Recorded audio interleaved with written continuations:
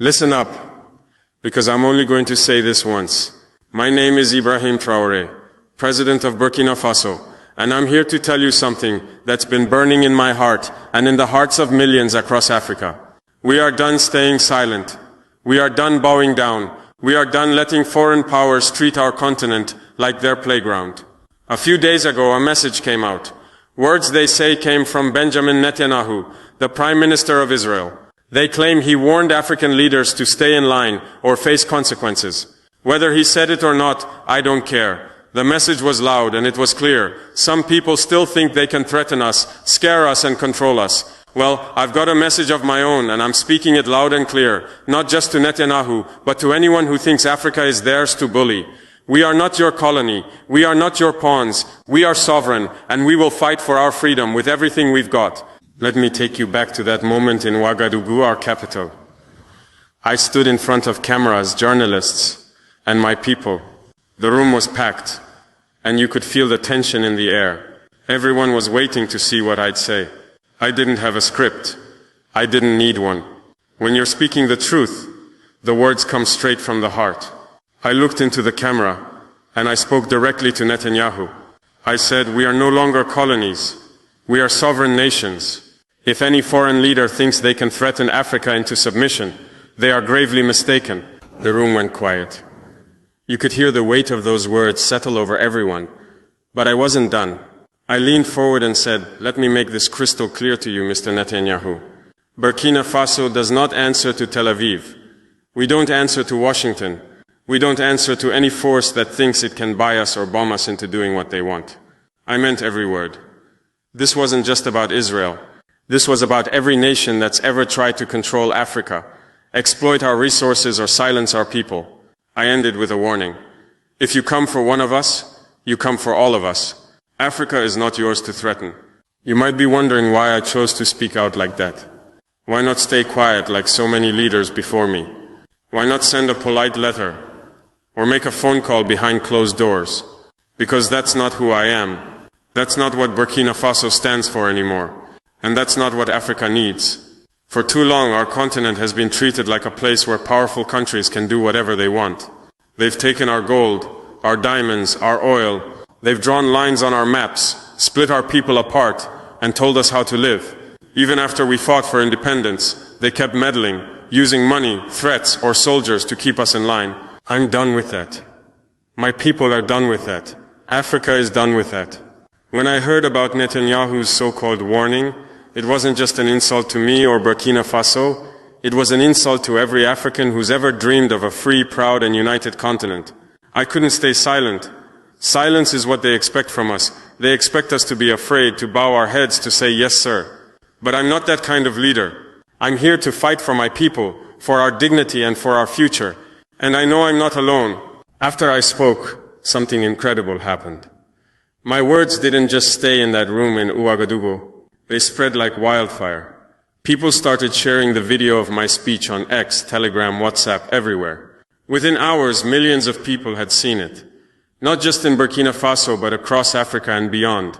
Young people in Mali, farmers in Niger, students in Guinea, activists in South Africa. They all heard my voice and they felt it. They weren't just listening to me, they were hearing their own hopes, their own anger, their own dreams. In Mali, my brother Colonel Assimi Goïta shared the clip on social media. In Guinea, Mamadi Doumbouya stood up and said he's with me. Across Telegram groups, people started using hashtags like Africa will not bow and we stand with Traore. Those words weren't just slogans, they were a battle cry. They were a sign that Africa is waking up. We're not just a bunch of countries anymore. We're a family. And when one of us is threatened, we all stand together. Let me tell you what sovereignty means to me. It's not just a fancy word you find in books. It's the right to make our own choices. It's the right to say who comes into our land, who takes our resources, and who we work with. It's the right to stand tall and say, this is our home, and we decide what happens here. For too long, foreign powers have treated Africa like a chessboard. They move their pieces, soldiers, money, companies, and expect us to sit quietly while they play their game. Not anymore. In Burkina Faso, we're taking back control. We're saying no to foreign bases on our soil. We're saying no to deals that leave our people poor while others get rich. We're saying no to threats that try to scare us into submission. And we're not alone. Across the Sahel, Burkina Faso, Mali, Niger, we're building an alliance. We call it the Sahel Alliance, and it's about standing together, protecting each other, and building a future where Africa calls the shots. You might be thinking, haven't African leaders said things like this before? Sure, some have, but this moment feels different. Why? Because the world is changing and Africa is changing with it. For years we've been told to wait our turn, to follow the rules set by others. But now we're writing our own rules. France used to have a tight grip on countries like mine. They had military bases, controlled our economies, and acted like they owned us. But we pushed them out. Mali did it. Niger did it. Burkina Faso did it. And we're not stopping there. When I spoke out against Netanyahu, I wasn't just talking about one man or one country. I was talking to every nation that's ever looked at Africa and seen a place to exploit. I was talking to the leaders who think they can scare us with sanctions, bombs, or angry words.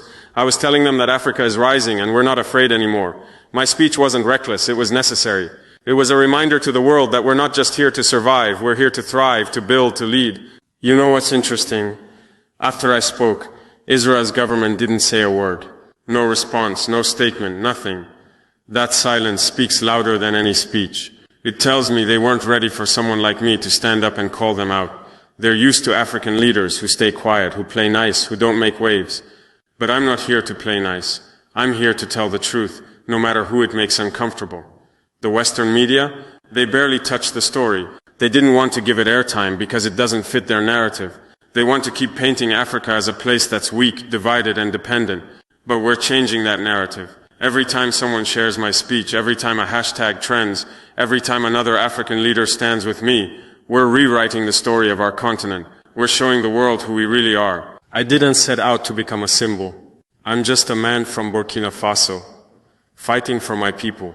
But when I look at the messages pouring in from young people, from elders, from mothers and fathers across Africa, I realize this is bigger than me. People are calling me a voice for the continent, a symbol of defiance. They see me standing up to a powerful leader like Netanyahu, and it gives them hope. It reminds them that we don't have to live in fear. I'm not doing this for fame or attention. I'm doing it because I believe in Africa. I believe in our strength, our history, our future. I believe in the dreams of our ancestors who fought for freedom. I believe in the young people who are ready to build a new Africa, one where we don't beg for scraps, but sit at the table as equals. Let me tell you about the Sahel Alliance, because this is where the future starts. Burkina Faso, Mali, Niger, we're coming together, not just as neighbors, but as brothers. We're building a partnership that says, if you attack one of us, you attack all of us. We're sharing resources, sharing ideas, sharing strength. We're showing the world that Africa can stand on its own 2 feet. This isn't just about fighting off threats. It's about building something new. We want schools where our children learn our history, not someone else's. We want hospitals that save lives, not empty buildings. We want economies that lift up our people, not foreign companies that take our wealth.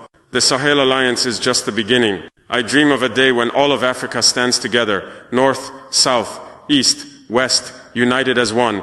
To the leaders out there who still think they can control Africa, hear me now. Your time is up. We're not your backyard. We're not your resource bank. We're not your punching bag. If you think you can threaten us, bribe us, or scare us, you're in for a surprise. Africa is waking up, and we're remembering who we are. We're the children of kings and queens, warriors and builders. We're the future.